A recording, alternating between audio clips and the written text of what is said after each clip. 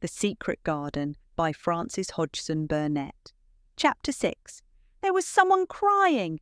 There was.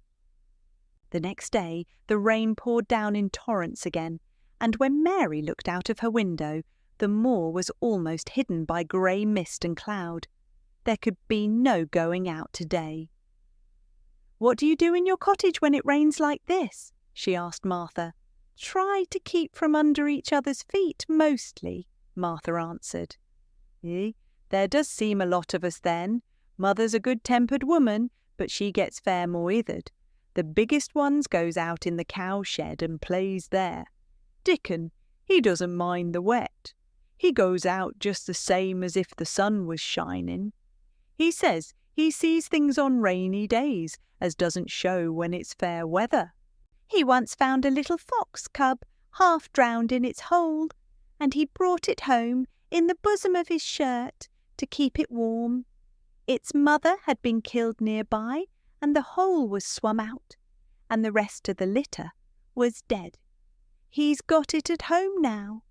He found a half-drowned young crow another time, and he brought it home too and tamed it.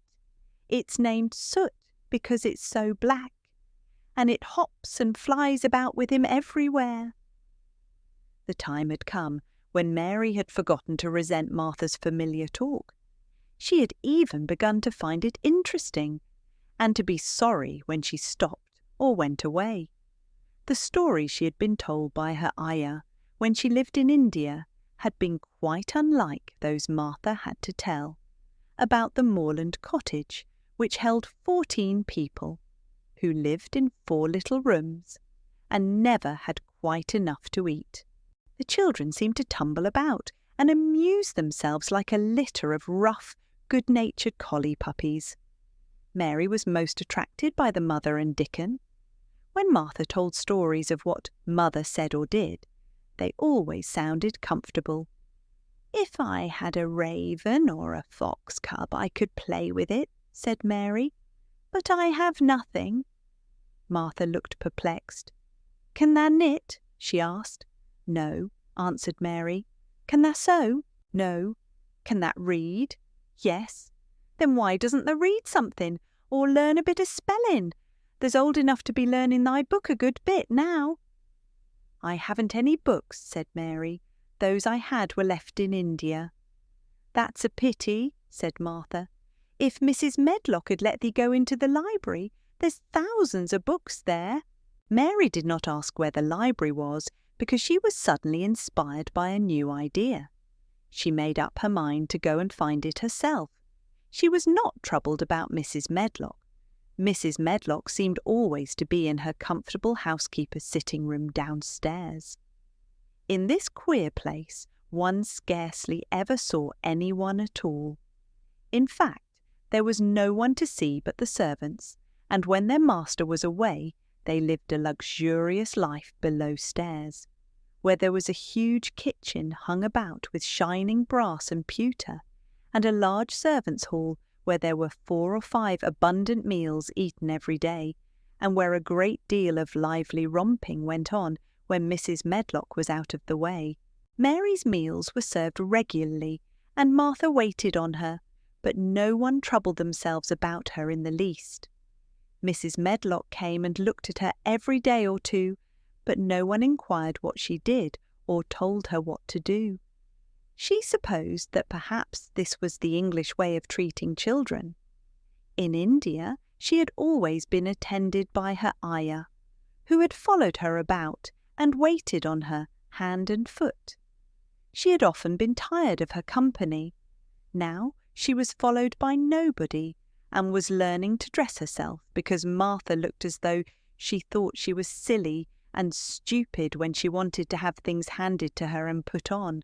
"Hasn't that got good sense?" she said once, when Mary had stood waiting for her to put on her gloves for her. "Our Susan Ann is twice as sharp as thee, and she's only 4-year-old. Sometimes thou looks fair soft in the head." Mary had worn her contrary scowl for an hour after that, but it made her think several entirely new things. She stood at the window for about 10 minutes this morning, after Martha had swept up the hearth for the last time and gone downstairs. She was thinking over the new idea which had come to her when she heard of the library. She did not care very much about the library itself, because she had read very few books, but to hear of it brought back to her mind the 100 rooms with closed doors. She wondered if they were all really locked, and what she would find if she could get into any of them. Were there 100 really? Why shouldn't she go and see how many doors she could count? It would be something to do on this morning when she could not go out. She had never been taught to ask permission to do things, and she knew nothing at all about authority, so she would not have thought it necessary to ask Mrs. Medlock if she might walk about the house, even if she had seen her. She opened the door of the room and went into the corridor, and then she began her wanderings. It was a long corridor, and it branched into other corridors, and it led her up short flights of steps which mounted to others again. There were doors, and there were pictures on the walls. Sometimes they were pictures of dark, curious landscapes, but oftenest they were portraits of men and women in queer, grand costumes made of satin and velvet. She found herself in one long gallery whose walls were covered with these portraits. She had never thought there could be so many in any house. She walked slowly down this place and stared at the faces which also seemed to stare at her. She felt as if they were wondering what a little girl from India was doing in their house. Some were pictures of children, little girls in thick satin frocks which reached to their feet and stood out about them, and boys with puffed sleeves and lace collars and long hair, or with big ruffs around their necks. She always stopped to look at the children and wonder what their names were, and where they had gone, and why they wore such odd clothes. There was a stiff, plain little girl rather like herself. She wore a green brocade dress and held a green parrot on her finger. Her eyes had a sharp, curious look. "Where do you live now?" said Mary aloud to her. "I wish you were here." Surely no other little girl ever spent such a queer morning. It seemed as if there was no one in all the huge rambling house but her own small self, wandering about upstairs and down, through narrow passages and wide ones, where it seemed to her that no one but herself had ever walked. Since so many rooms had been built, people must have lived in them, but it all seemed so empty that she could not quite believe it true. It was not until she climbed to the second floor that she thought of turning the handle of a door. All the doors were shut, as Mrs. Medlock had said they were, but at last she put her hand on the handle of one of them and turned it. She was almost frightened for a moment when she felt that it turned without difficulty, and that when she pushed upon the door itself, it slowly and heavily opened. It was a massive door and opened into a big bedroom. There were embroidered hangings on the wall, and inlaid furniture such as she had seen in India stood about the room. A broad window with leaded panes looked out upon the moor, and over the mantel was another portrait of the stiff, plain little girl who seemed to stare at her more curiously than ever. "Perhaps she slept here once," said Mary. "She stares at me so that she makes me feel queer."